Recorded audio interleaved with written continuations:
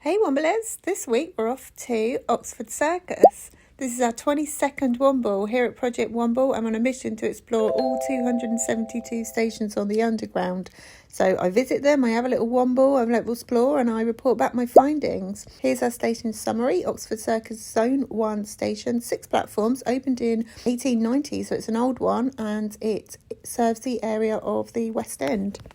It's on 3 lines, Bakerloo, Victoria and Central. There's lots to see and do in the area. Nearby you've got Carnaby Street, Soho, Oxford Street and Regent Street, which means there's 2 Monopoly board squares nearby, Oxford Street and Regent Street.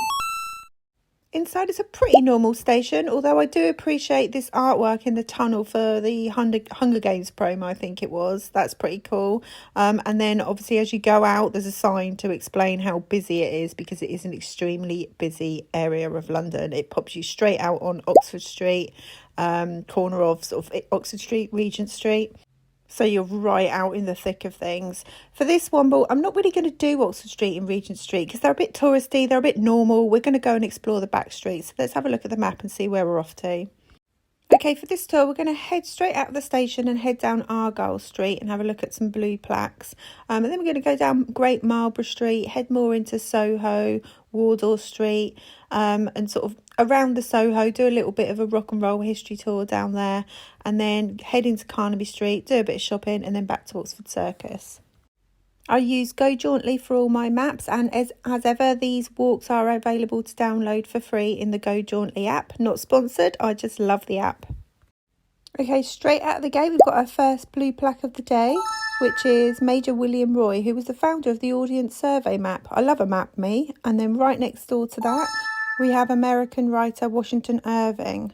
It's literally blue plaques on every corner down here. Next door, you've got the famous Palladium Theatre. And then just along from that, just near where Five Guys is, if you look up, you'll see a plaque for Brian Epstein, because this is where his offices were when he managed the Beatles. If we head south down Argyll Street, we'll see right in front of us this beautiful building, which is the Liberties department store. Here we've got the Grade 2 listed building of Liberties department store, which is absolutely beautiful. This shop opened in 1875 and it sold, trinkets, ornaments, fabric from Japan and the East.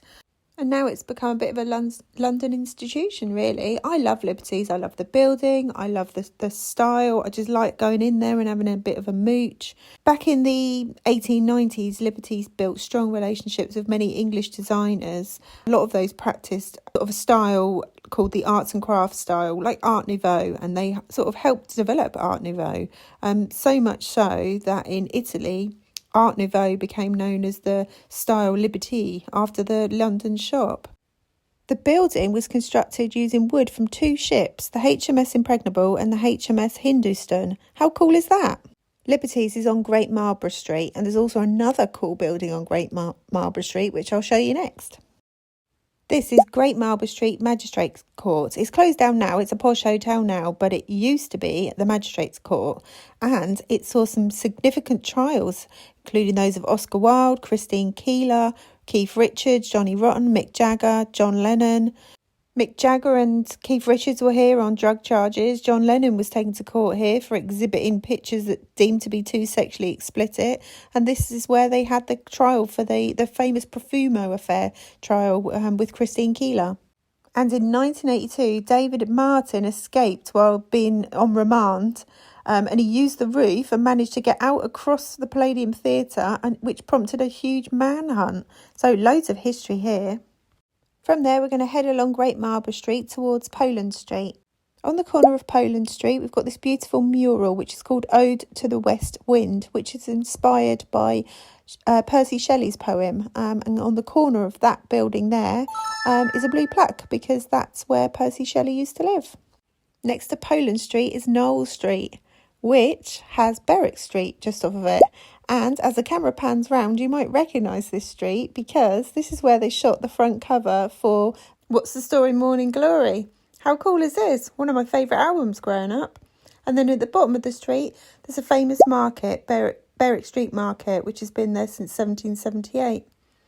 And then moving on, we are going to go deeper into Soho and have a little look at Argyll Street and continue on our rock and roll history tour. On Argyll Street at number 157, you've got this cute little shop which is called MinaLima, which is where the graphic designers for Harry Potter have their little shop. I love graphic design and I'm a big fan of Harry Potter, so I thought I'd point it out. It's a gallery, shop and studio and they work upstairs, but you can go in and buy little Harry Potter bits and pieces from the shop. Wardour Street in Soho is famous for its rock and roll history. We're looking at a blue plaque here for Keith Moon. This is the site of the old Marquee club, very famous.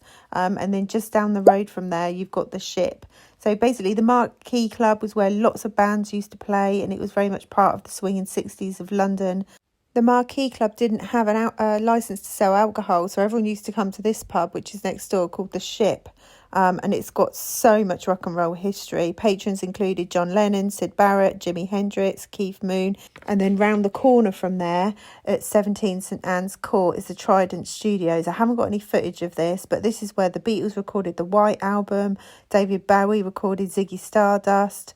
The Beatles recorded Hey Jude there. Elton John recorded Rocket Man there. And Queen recorded Bohemian Rhapsody there. So absolutely iconic studios. Okay, from Argyll Street, we're going to head down Broadwick Street towards Lexington. On the corner of Lexington Street and Broadwick Street, you'll find this pub, which is called the John Snow. In 1854, there was a huge, severe cholera outbreak in Soho that killed hundreds of people. And back then, people believed that cholera was airborne, but Dr. John Snow figured out that it was carried via water because everyone in this area near Broad Street, it was called Broad Street at the time, was falling ill. And so Dr. John Snow put two and two together and figured out that they were falling ill because they were drinking from this water pump. This one you're seeing here is a replica. But basically he, by figuring that out, saved thousands and thousands of people's lives. Nice blue plaque there for him, and rightly so. And then opposite there, we've got another blue plaque, which is Charles Bridgman, landscape gardener. From Broadwick Street in Lexington, we're going to head west towards Carnaby Street. And here we are in Carnaby Street, one of my faves actually. I would have loved to have been alive in the 60s, so I could have come down here. I totally get why Austin Powers came down here in a time machine. I think I would have done the same. It's a very famous street, famous for fashion, famous for rock and roll. There's a mural down there called The Spirit of Soho, which includes lots of famous faces that lived in Soho at one point in their lives. There's Mozart on there, Dylan Thomas, Karl Marx, William Blake. And if you go down there on the hour, when the clock strikes, the opera singer winks at her former lover Casanova and then blows a kiss. And then you can see Karl Marx sipping on a can of Coke. So it's super quirky. I love it. I love everything about Carnaby. I mean, it's a bit touristy, but I do love it. There's a blue plaque there. There's lots of famous shops. The Rolling Stones have got a shop there. But in the 60s, obviously, it was where people used to go for all the sort of trendy new shops. It's a bit commercial now, but I still love it. Kingsley Court is nearby Carnaby as well. I highly recommend popping in there for something to eat. It's lovely inside. There are a couple of plaques nearby. This one is Felix Dennis.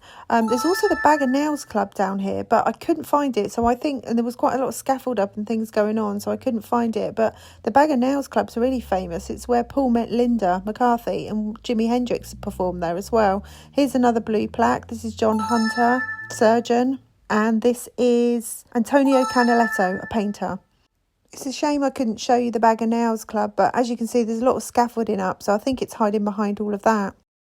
And that, my friends, is pretty much it for our womble around Oxford Circus. I think you could probably tell from the weather it was a pretty grotty day.